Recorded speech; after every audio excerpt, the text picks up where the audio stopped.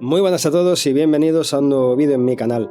En este vídeo quería abordar la diferencia entre unos tipos de filtro u otros a la hora de ajustar un crossover de cara al ajuste de un sistema de sonido. Pero no solamente quería atender a tipos de filtros en plan filtros Butterworth o Bessel o Linkwitz-Riley, no, quería atender a por qué utilizar filtros de 12 decibelios por octava o de segundo orden, como los queráis llamar, o de 24 decibelios por octava, de 6 decibelios por octava, y las consecuencias que tiene utilizar unos u otros. En este caso lo que he hecho es analizar el comportamiento plano de un X32, ¿vale? Que sería esto, la respuesta que veis aquí arriba.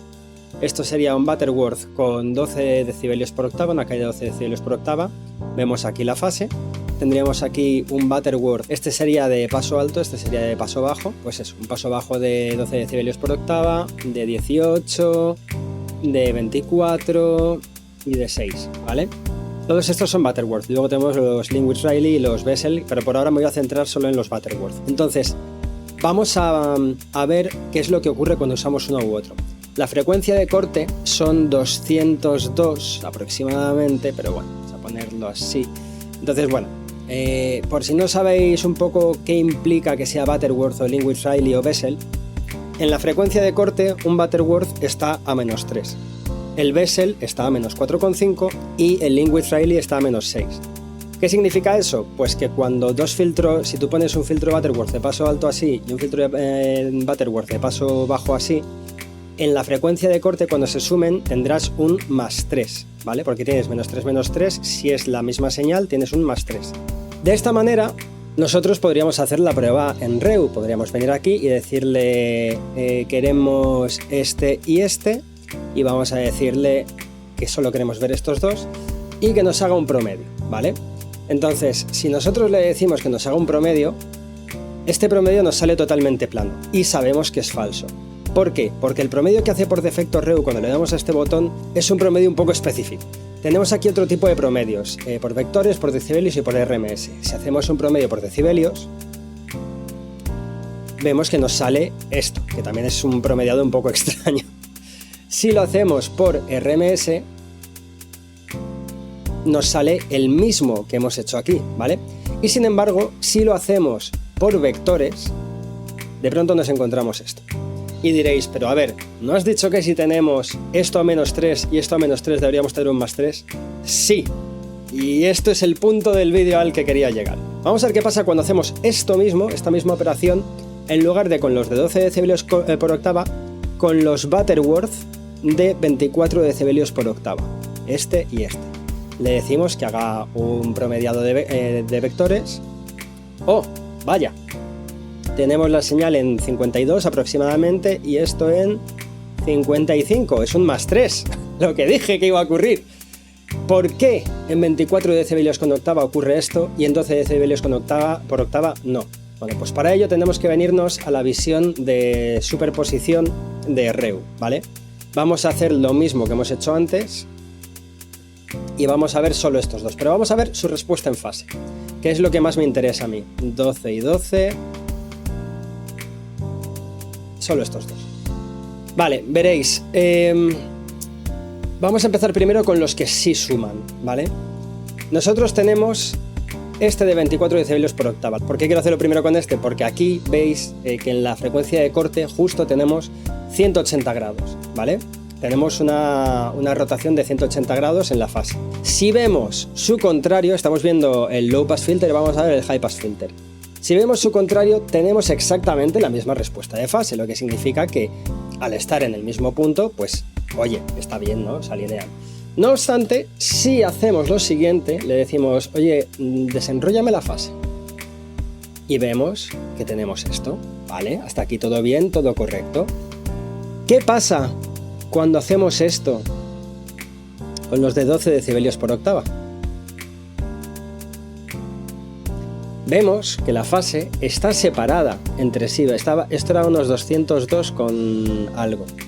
Bueno, pues vemos que el verde, el high pass filter, está a +90 grados y el low pass filter está a -90 grados. Eso es una diferencia de 180 grados entre ellos. O lo que es lo mismo, están en contrafase. en la frecuencia de corte están en contrafase. Sin embargo, si nosotros hiciéramos esto con otro, como por ejemplo el de 6 decibelios por octava, veríamos que no están en fase como los de 24 decibelios por octava, pero este está a menos 45 y este está a más 45, lo que significa que hay una diferencia de 90 grados entre ellos. Sigue habiendo una suma, de hecho podemos comprobarlo. Vamos a decirle aquí, esto fuera, 6 decibelios y 6 decibelios, hazme un promediado por vectores. Y aquí se queda plano, ¿vale? Aquí sigue habiendo una suma de señales, no llega a haber una resta, pero en este caso no se produce el más 3, ¿vale? El más 3 que hemos visto antes cuando hemos sumado los de 24 decibelios por octava. ¿Qué ocurrirá cuando hagamos este mismo promediado con los de 18 decibelios por octava? Primero vamos a ver su relación de fase. Quitamos este y este, ponemos este y este, y este. Vamos a ver la fase desplegada y aquí los vemos muy alejados, ¿verdad? Tenemos, vamos a volver a colocar esto en 202, ahí más o menos. Tenemos menos 134 y menos 135. En verdad son 235, ¿vale? Lo que pasa es que si no me coloco en el punto exacto no se ve el 135 aquí. ¿Pero cuánto es eso? Pues son 270 grados. Son 90 grados antes de la suma perfecta. Igual que 90 grados son 90 grados después de la suma perfecta. ¿Qué supone esto? Pues nuevamente, si estamos a 90 grados y yo digo tú y tú, promediado de vectores, tenemos nuevamente una suma, ¿vale? Y con el único con el que nos encontramos 180 grados de diferencia, es decir, la resta perfecta, es con este. Cuando hacemos una suma de vectores, obtenemos, he sumado sin querer el promediado anterior. Sí, eliminar esto, ocúltame este promediado y ahora hacemos esto. Tenemos la resta perfecta, tenemos un notch perfecto aquí, ¿vale? Es por ello que a la hora de hacer un ajuste de equipos y de seleccionar el tipo de filtros que vamos a utilizar en nuestro crossover, nunca deberíamos juntar dos filtros de 12 decibelios por octava. Podríamos modificarle la frecuencia, pero aún así, incluso si le modificamos la frecuencia a uno de los dos para que no sea la misma frecuencia de corte en ambos casos y todo esto, mirad, imaginad que yo me llevo 100 hercios para arriba la frecuencia de corte del verde, lo que significa que acabaría con el verde en unos 138 grados, ¿vale? Porque subiría todo esto para acá, 138 grados enfrentados a menos 90. Vamos a ver exactamente cómo quedaría esto. 138, 90... No llegan a ser 270. ¿Y cuál es el problema que tiene eso? Que seguiríamos restando. Y hemos desplazado 100 hercios la frecuencia para arriba. Hemos visto que en 270 y en 90 tenemos una suma de señales. No es una suma perfecta, pero por lo menos se nos queda plano. De esta manera sabemos que siempre que estemos por debajo de 270 o por encima de 90, vamos a empezar a tener una resta de señales hasta que lleguemos a 180, que será la resta perfecta. Pero nuevamente, desde 90 para arriba y de 270 para abajo ya existe una resta. Y de 270 para arriba y de 90 para abajo, pues tenemos una suma, ¿vale? Por tanto, incluso si desplazamos la señal de unos 100 hercios para arriba, que ya sería mezclar bastante las señales de uno y de otro, ni siquiera estaríamos consiguiendo una suma coherente de señales. Y es por eso que yo no os recomendaría hacer el uso de dos filtros en un crossover de 12 decibelios por octava. Esto no significa que un filtro de 12 decibelios por octava no tenga uso. Se utilizan muchísimo en la mayoría de mesas de mezcla, suelen ser el tipo de filtro por defecto que se pone para cada canal, pero es para cada canal. No es para coger la misma señal y entregársela a un procesador como es un crossover, que normalmente nosotros a un crossover le entregamos la mezcla final. A veces le entregamos incluso tres señales, le entregamos un L, un R y un subwoofer, ¿vale? O la señal de cosas que queremos que vayan al subwoofer. Yo suelo hacerlo así. ¿Por qué? Porque normalmente a mí me gusta decir, mira, las voces sí tienen que ir a los altavoces principales, pero no tienen que ir al subwoofer. No hay contenido en la voz que sea de interés para el subwoofer. Lo mismo me ocurre con los aéreos de la batería, o con una flauta, o con un violín. Hay elementos que no necesitan ir al subwoofer. Por eso yo me hago una mezcla L y R con todos los elementos y luego aparte tengo una mezcla mono, que es la que mandaría a los subs, que también podría ser estéreo, pero en definitiva tengo una mezcla separada para los subs en la cual solo van los elementos que tienen contenido de interés para los subs. Por tanto, a lo que iba yo con esto es que normalmente a un crossover nosotros le estamos entregando una mezcla de todo junto. Y esa mezcla de todo junto sabemos perfectamente que en el momento que nosotros le apliquemos un filtro a todo de una manera y luego otro filtro a ese mismo todo de otra manera, nos va a ocurrir esto que nos está pasando aquí, ¿vale? ¿Por qué? Porque la señal es la misma, simplemente le estamos procesando de forma diferente con filtros distintos. Estamos diciendo, tú, este es el procesamiento que vas a tener para los subs, pero los elementos son comunes. El contenido es el mismo aquí que aquí, y cuando lo están compartiendo está ocurriendo esto. Por eso, en un crossover no es recomendable utilizar filtros de 12 decibelios por octava juntos. ¿Por qué digo juntos? Porque podríamos mezclarlo con otros, ¿vale? Podríamos coger y decir, vale, pues a lo mejor el del subwoofer lo quiero más suavito, pero el de los altavoces si lo quiero, vamos a buscar un LPF, este mismo, ¿vale? Perdón, este mismo. Si lo quiero así. Si hacemos algo así, el resultado, eliminamos esto, pues ya puede ser un poco más interesante, ¿vale? Si sigue sin ser ideal, ¿vale? Yo sigo pensando que es mejor utilizar parejos, utilizar 2.24 o 2.18 o 2.6, pero bueno, imaginad que por lo que sea os gusta más este resultado, pues podríais hacerlo, ¿vale? Pero tened en cuenta que mezclar sí, y aún así con cuidado y viendo un poco lo que hacemos, porque también si yo ahora cojo y le digo uno de 6 decibelios por octava, que es, estoy con el LPF, pues el HPF, aquí, y le hacemos un vector, pues bueno, tenemos una pequeña resta ahí, y no es ideal tampoco. Y más de lo mismo, si le metemos en vez del de 6, vamos a meterle el de 18 HPF. Más de lo mismo, tenemos esa caída, ¿vale? Por eso yo os recomendaría o parejos o tirando a alejados, es decir, esto es un segundo orden y este otro, perdón, bueno, el de 24 es un cuarto orden, que es a lo que voy. ¿A qué quiero ir con eso? Es que que intentemos mezclar siempre o los mismos o los que estén más alejados. El inmediatamente cercano, es decir, desde 12 a 6 no, y desde 12 a 18 tampoco. Si vamos de 12 a 24, bueno, vale, pero si podemos ir 24 a 24, 6 a 6, 18 a 18, guay. Pero nunca, nunca, nunca hacer 12 a 12. Y ahora vamos a hablar de los otros dos que tengo ahí metidos, que son el Bessel y el Linkwitz-Riley. ¿Por qué los he metido en toda esta ecuación? Bueno, pues muy sencillo, porque si yo meto un Linkwitz-Riley de 12 mezclado con un Butterworth de 12, mirad lo que ocurre.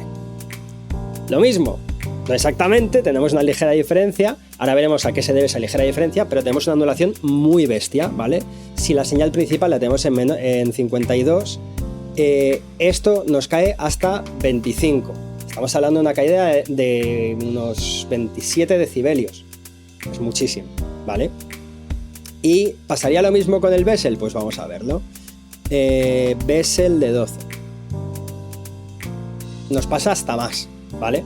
Entonces, ¿podemos mezclar incluso diferentes tipos de filtros? Sí, le puedo meter un Linkwitz-Riley de 24 en lugar de uno de 12. ¿Y qué ocurre? Pues esto, algo muy parecido a lo que nos pasaba cuando metíamos un 12 y un 24 de Butterworth. ¿Podemos hacer lo mismo con un Bessel? Podemos hacer lo mismo con un Bessel. ¿Cuál es el resultado? Este es el resultado. Sigue sin ser ideal, tenemos aquí una pequeña caída, pero bueno, sigue siendo mejor que el otro que hemos visto. Entonces, ¿a qué se debe esto último? Bueno, pues muy sencillo. Ya os he dicho que las diferencias entre el Linkwitz-Riley, el Bessel y el Butterworth es en la frecuencia de corte a qué punto están. Si yo me pongo en 202, que es más o menos la frecuencia de corte, y habilito el de 12, el de 12 y el de 12, podemos ver que uno está a 55,2, otro está a 52,2, es decir, 3 decibelios por debajo de lo que está este, y el otro está a 53,4, que es aproximadamente pues, un 1,5, más o menos, ¿vale? Más o menos, más menos que más, pero bueno, ya me entendéis. Visto así, desde aquí, tenemos el Butterworth, el Linkwitz-Riley y el Bessel, que están en un punto intermedio, ¿vale? De hecho, el Bessel creo que era 4,8 lo que bajaba, no 4,5, perdón. Pero bueno, a lo que voy es eso, ¿vale? Que Vistos así, simplemente la diferencia es que en la frecuencia de corte uno baja a -3, otro baja a -6 y otro baja a 4,8 o 4,5. No recuerdo exactamente cuál era, me cuadraría más que fuera 4,8, pero bueno. Si vemos el comportamiento en fase de esto, vamos a ver este junto al Linkwitz-Riley de 12 y al Bessel de 12, vemos que el comportamiento en fase es muy similar entre ellos. En la frecuencia de corte es lo mismo y alrededor de ellas pues es muy similar.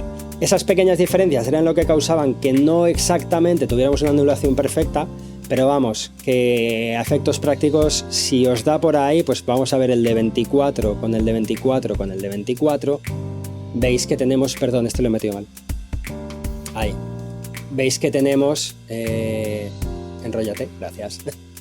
Tenemos un comportamiento muy similar. A pesar de que el comportamiento de los filtros como tal sea ligeramente diferente, el comportamiento en su fase también es ligeramente diferente y no es tan distinto como para decir no, jamás uses este con este porque el comportamiento de la fase es radicalmente distinto. No, la fase se comporta de una forma muy similar en los tres tipos de filtro. Lo que tenemos que tener en cuenta es otro detalle, que es el que ocurre cuando mezclamos dos 12 o dos 24 o un 12 y un 24 o un 12 y un 18 y así, ¿vale? Así que nada más, espero que os haya sido de utilidad y si tenéis cualquier apunte o tenéis alguna duda que queréis dejar reflejada, pues lo dejáis en los comentarios y en cuanto me sea posible o le sea posible a alguien que vea esto, lo dejaremos respondido o comentado. Muchas gracias, un saludo y nos vemos en el próximo vídeo.